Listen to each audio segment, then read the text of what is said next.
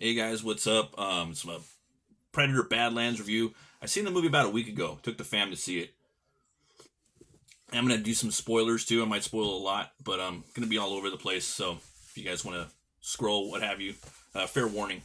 Um, yeah, the synopsis is basically it's a new Predator movie. It's way in the future. The director wanted to put it way out that way he doesn't step on any other movie's toes or any other creative storylines or threads.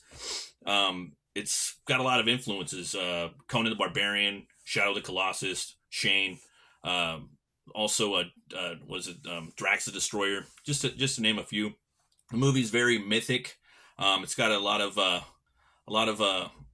like even Greek undertones. I sense like the Odyssey. It even leans into some of Spartan culture. I think he took a lot from that. But basically, you have this new predator named Deck. He's a teenager and he's a runt. And within the predator community or culture, his father basically thinks he's weak and he needs to die. But for some fucking reason, his father let him live all these years. So there must have been something in there to keep him alive at some point. But he just decided, let's get rid of him. So him and the movie starts out with a badass, pulpy, swashbuckling sword fight with him and his older brother. I think his name Kiel. I forgot his name. I'm gonna fuck up some of the names. Sorry, guys. But they have a badass epic fight scene. Something totally out of like Myth or Conan or Beowulf. And he ends up losing to his older brother, and his father basically tells his older brother like, "Hey man, you're supposed to murk this fool off during that fight. You're supposed to kill him." And he's like, "I'm not gonna kill my brother. He has potential. I'm not. And eventually, in traditions, in cultures, shit changes every couple hundred years. So this is a precipice in the change of this culture. His brother's putting his foot down. He's drawing his line in the sand. He's like, I'm not going to kill my little brother. He has potential. So his dad tries to kill him. They have a badass fight sequence.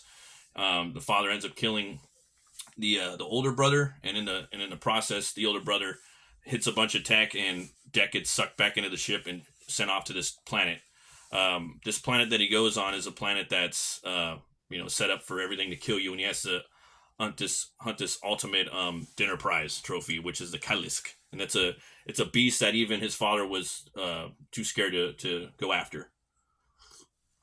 So if Deck goes there, he figures, if I take out the Kalisk, then I'll be the ultimate badass. I'll get my cloak, the cloaking device. My father will approve of me, yada yada yada. So that's like the whole setup for the movie. But yeah, what I loved about it, man, I love the score. I love the sci-fi like tribal sound, the way the music kind of came together in that form. It sounded great. The cinematography was outstanding. The beasts in this movie were really really creative. It was cool seeing new creatures. We don't really get to see this too much. It's basically like Avatar. That's all we're getting nowadays with sci-fi. So it was fresh seeing something like that on this big of a scale compared to like Avatar. And the budget was like 100 million, I think, and he made it look like 200 million in some regards. The whole planet has this flora or fauna. This flora. I'm sorry, that's trying to take you out and kill you the whole time, and they really amp that up. You can't really go anywhere in there without something trying to kill you.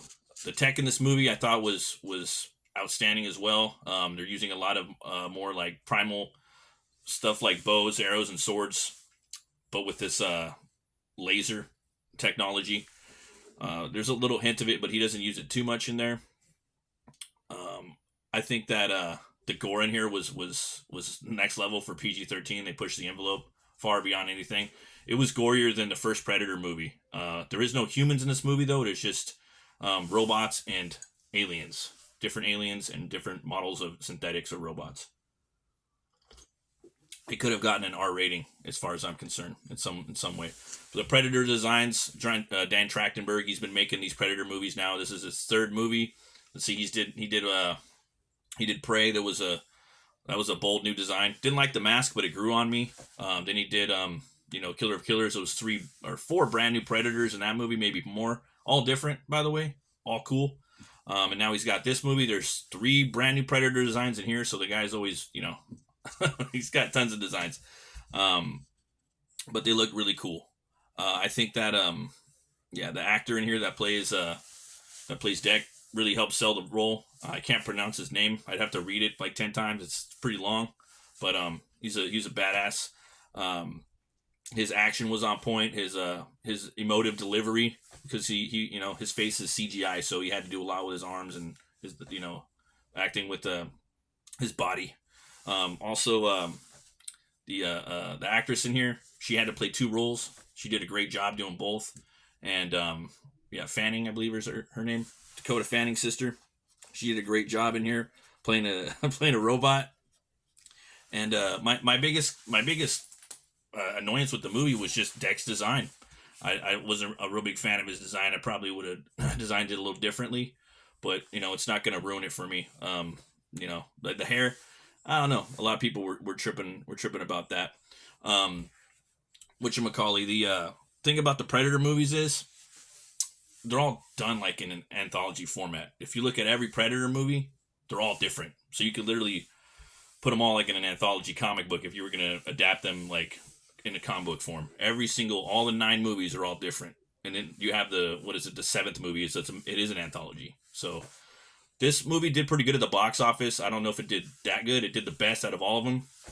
And it might get a sequel. It might not. I don't know. But I hope they do get a sequel.